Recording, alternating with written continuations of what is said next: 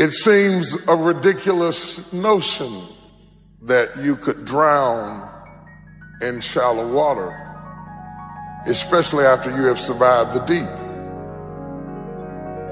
It seems strange that you could drown in something that you could handle.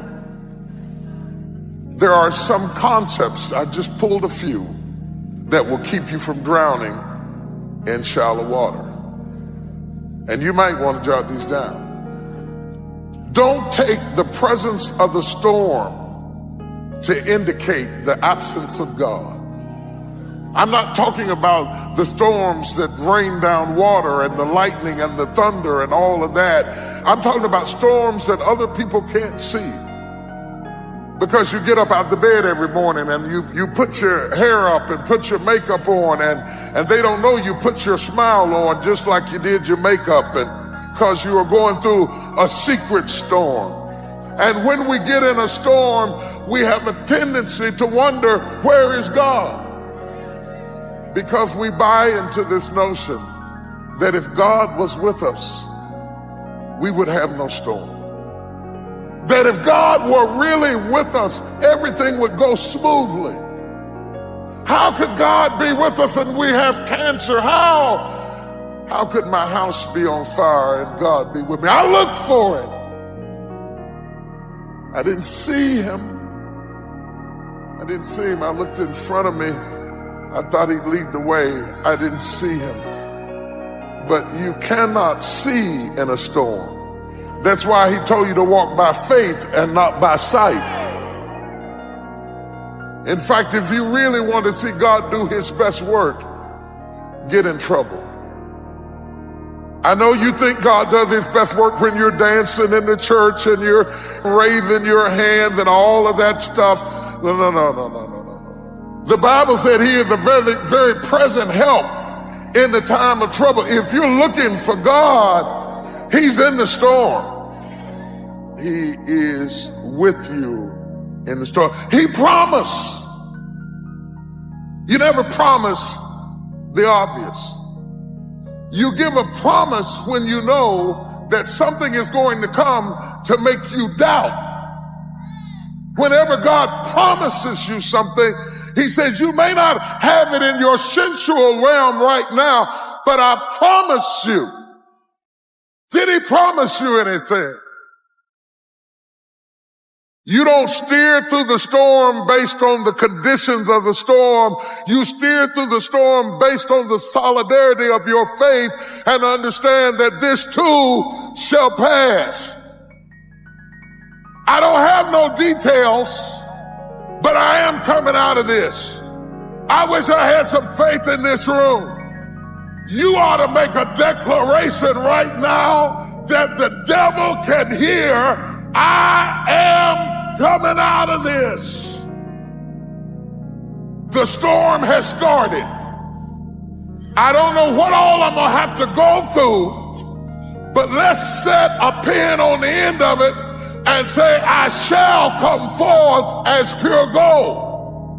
I may have to wait, I may have to hold my peace, but when everything is said and done, I will come out of this. Because he's with me. He's with me. He is with me in the storm. Let's settle on that. He is with me in the storm. I don't know whether you're with me. I don't know whether you're with me, but let's settle this much right now. I know I got at least one passenger. The Lord is with me in the storm. Pull yourself together and quit tripping because you in the process. God is processing you. He ain't through with you. He gonna fix it. Let me tell you this right here. Why are you tripping? I look back on my life and all that I've been through. I have built up enough reservoir that living in the car taught me that this ain't it. So the things I'm going through now, I know this ain't it. That he gonna come get me in a minute. There are times in life we can feel overwhelmed, like the pressure's too much. A lady told me how things had come against her at work, and she said, I can't take it anymore. The worry, the stress, the demands, it's too much to handle. But Paul said in 1 Corinthians, God is faithful. He will not let you be tempted with more than you can bear. Paul was saying, God will not let you face more pressure than you can handle. When an architect designs a building, a big skyscraper, he doesn't just design the outside. That's important, but it's of no use if he doesn't design the inner structure. How much wind it will face, how much equipment will be on it, how deep the piers in the ground, how thick the foundation. The architect specifically designs each structure so it can withstand the pressure. The good news is your architect is the Most High God. When he laid out the plan for your life, he calculated everything you would face. He took into account every hurt, every injustice, every mistake, and he designed your beams big enough. He put in you the determination, the stamina, that no matter what comes against you, it will not be too much to bear. You've been designed to withstand the storms, designed to endure until the dream comes to pass. You may not be able to see it, but your walls are strong enough. Your foundation is deep enough. You can bear whatever comes your way. He didn't forget about what environment you'd be in, what conditions you would face. Nothing you face will cause you to collapse under the weight. You need to remind yourself, I've been designed to withstand. I am determined enough. I'm strong enough. I am well able. Now, an architect doesn't wait till the pressure comes. He doesn't wait till the middle of the storm to decide what kind of structure to build. It's designed before one concrete truck shows up. The specs are studied, calculated, and approved before construction ever begins. Before you were formed in your mother's womb, your specs were carefully designed. When you face big challenges, that means you have strong infrastructure. You don't really know what's in you until some weight on you. When something happens that we've never faced, it's easy to think, I can't handle this. The truth is, you wouldn't be facing it unless you could handle it. The very fact that it happened is a sign that you are well able. It wasn't a surprise to your architect. He knew ahead of time. He took into account winds that you never knew you would encounter. Nothing you face will cause you to collapse. You've been designed to withstand. In your thinking, you can give in and think, oh, this is too much. I can't handle it. That's why the scripture tells us, don't faint in your mind. You are well able. No weapon formed against you is going to prosper. That difficulty didn't come to stay. It came to pass. The psalmist said, you have been fearfully and wonderfully made. It's not just talking about the outside. That's talking about your specs as well, your infrastructure, how God designed things that you can't see, things you would think would cause you to collapse, but out of nowhere, strength rises up, a determination to stand strong and outlast the opposition. You may think you've reached your limits. You've been at that same level a long time. Can I encourage you? You have more floors in you. You've gotten comfortable carrying this much weight. It's no problem. If you could see the plans God has for you, you would notice your beams are much bigger than what you're carrying right now. And with that increase comes more weight. You're going to have more pressure. This is pressure that makes you stretch, makes you grow. Not just difficulties, but positive pressure, where you discover you can handle things that you never thought you could handle. What am I saying? You've been designed for everything you're going to face. When you come into things that seem too hard, should cause you to collapse, don't worry. God knew they were coming. He already made your beams big enough. Now, it may be uncomfortable. You may have to stretch, but that pressure is not going to stop you. Whatever is in your future, you have the grace to handle it. Now, the key is don't lose the battle in your mind. Your mind will say it's too much. I might believe you if your architect lived down the street. If your architect worked for a firm downtown, he could make a mistake. Your architect is the God who spoke worlds into existence. He doesn't miscalculate. You will never face a situation that you're not designed for. Because you see, life is like a voyage. Sometimes the sea is calm. Sometimes the wind blows softly. Sometimes the sun is shining. Thank God for those times. Maybe that's where you are right now, just sailing along. And if you are, enjoy it. It's a gift of God. But sometimes the wind rises. Sometimes the sky darkens. Sometimes we find ourselves in the midst of a terrible storm. And that's the way life is.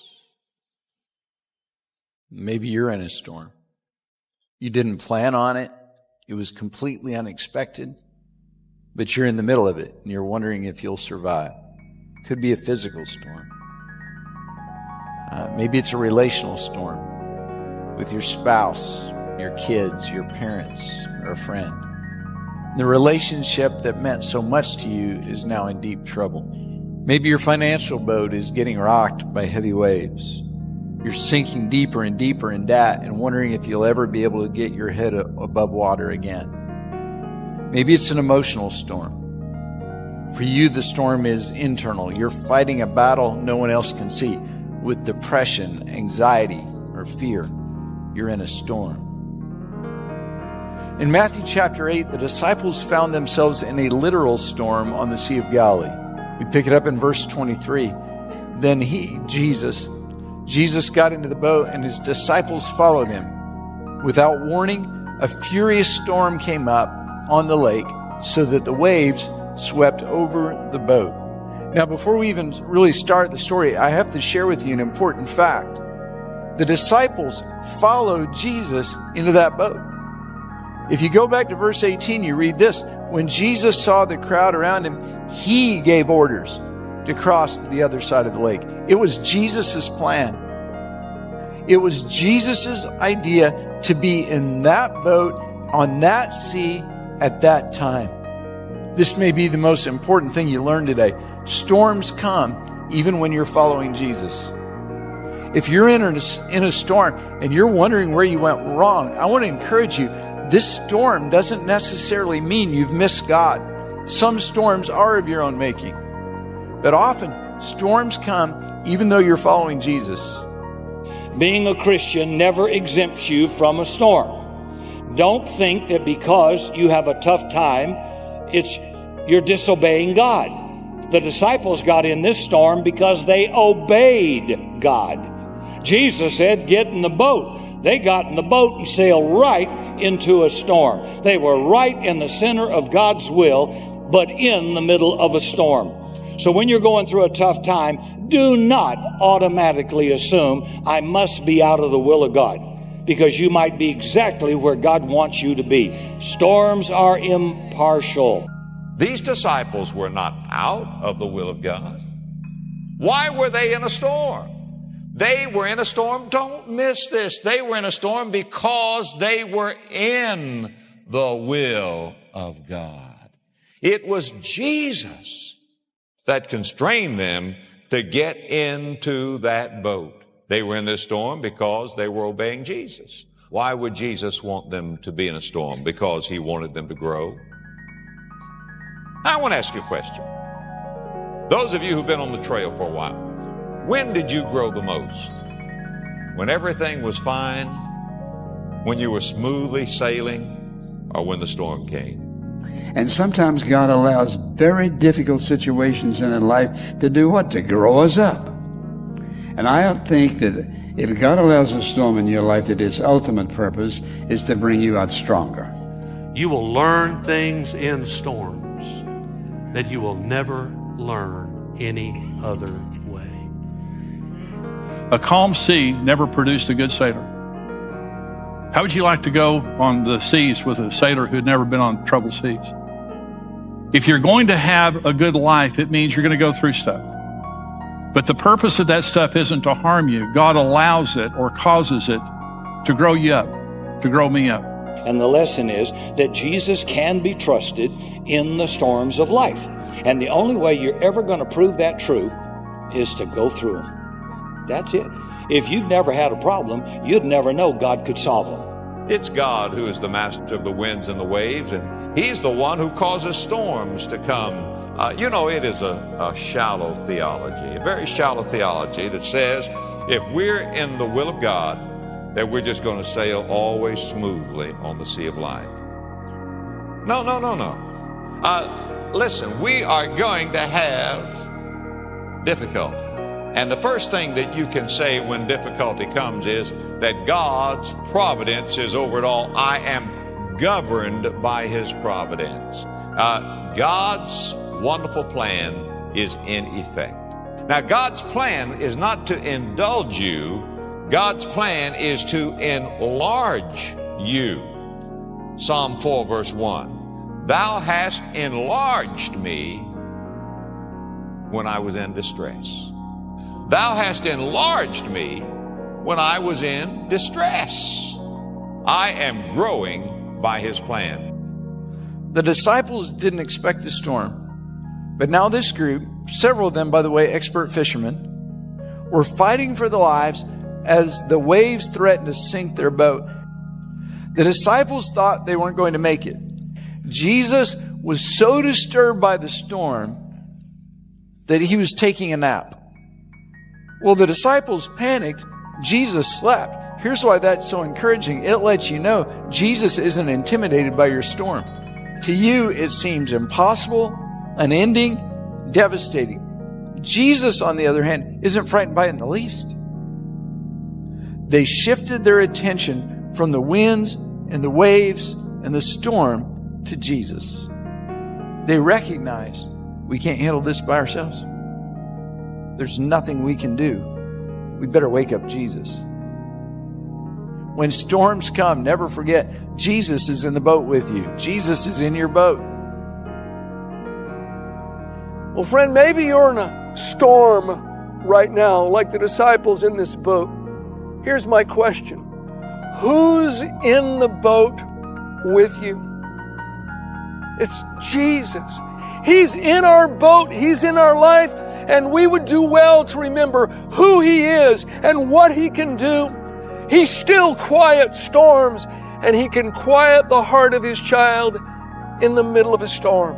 If you're going through a storm, the first lesson you got to learn is God is always with you if you're a believer. There will be nothing I will face or you the rest of our life alone. Jesus is in my boat. He's in there. He's in my life and in my boat. And if you're a believer, He's in your boat too. God promises every believer, lo, I am with you always. I will never leave you or forsake you. Isaiah 43, verse 1 and 2. Fear not, for I have redeemed you. I have called you by name. You are mine. When you pass through the waters, I'll be with you. When you pass through the rivers, they will not sweep over you. What a promise. If your boat's rocking, don't worry. If you're a believer, Jesus is in your boat. So remember God's closeness. He's still with you. I understand you're in a storm, but you don't have to face that storm alone. Jesus said, in this world, you will have trouble, but be of good cheer, for I have overcome the world. The one who created this world and the one who overcame death is in your boat. You don't have to fear the storm because Jesus is in your boat. I don't know how people face the storms of life without Jesus. Mark, in his telling the story, gives us Jesus' words. Jesus stood up in the boat. He arose and rebuked the wind and said to the sea, peace, be still. And the wind ceased, and there was a great calm. There are a lot of wind and waves around us. None of that knocks Jesus out of the boat. None of that intimidates him.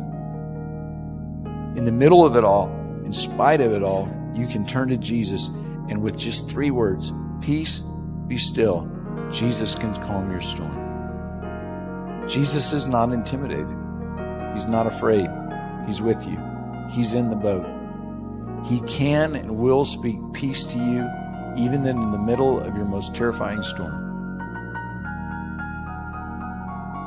Jesus expects you to trust Him in the storm. Regardless of your storm, Jesus is your solution. Jesus promises to bring you through your storm.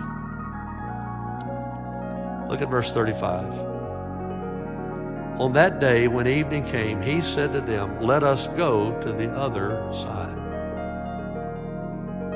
Jesus didn't tell them it'd be an easy trip. He didn't say they wouldn't get wet. He didn't say they wouldn't have an attack or be scared. He just says, we are going to the other side. And they did. You're going to make it. We're going to make it. And notice what Jesus said to the disciples in verse 26. You of little faith, why are you so afraid? Now that tells me 2 things. The root of their problem was fear, and the solution to their problem is faith. The greatest threat to the lives of the disciples was not the storm. It was their unbelief. The secret of victory over fear is faith. And even if you have faith the size of a mustard seed, you can move a mountain. So you don't have to have super faith. You just have to have that little bit of faith in a great big God. That's the issue. See, everybody's got faith. But you don't have to have a bunch. You can put a little faith in a big God and get big results. God can handle it. God's bigger than your storm. I don't have to have the answer. I just know who does. I don't know. I know enough history to know He'll bring me through. I don't know how. I can't see it, but I know He'll bring me through. And so there's only one thing that can calm your storm, and that's Jesus. But you got to get Him in your boat. You got to get Him in your life. You got to have Jesus in your life to make it through the storms of life. But listen to me carefully. Whenever you are in a storm, Jesus knows about it. He's close by, and He's waiting for you to ask for help. I'll never leave you nor forsake you is His promise. Think about that. Jesus has said to every one of us who are His children, I will never leave you nor forsake you. You aren't alone. You aren't alone. We do not walk this road alone. That's why we can say with confidence, you'll survive this storm. You will. Because you're not alone. You belong to God. God has never promised a life with no problems. But God has promised to be there when we face them. But storms are temporary. They don't last. There are no eternal storms. Mark Twain and a friend walked outside one day in a rainstorm. The friend said, you think it'll stop? Mark Twain said, always does. Always does. That's true with any storm. You got to go through it, but it won't last forever. You know, morning's coming. Maybe dark right now, but morning and the sun will shine again. Because some of you are in a major storm right now. And God's word to you is the sun will shine again. There is hope. God is with you. It seems a ridiculous note, nothing that you could draw in, so whether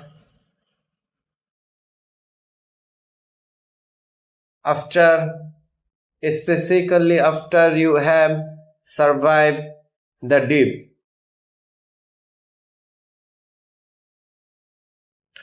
It seems strange that you could drown in something that you could handle. There are some concepts, I just upload a few, that will keep you from drowning in shallow watch, and you might on a jut those down. Don't take the presence of the storm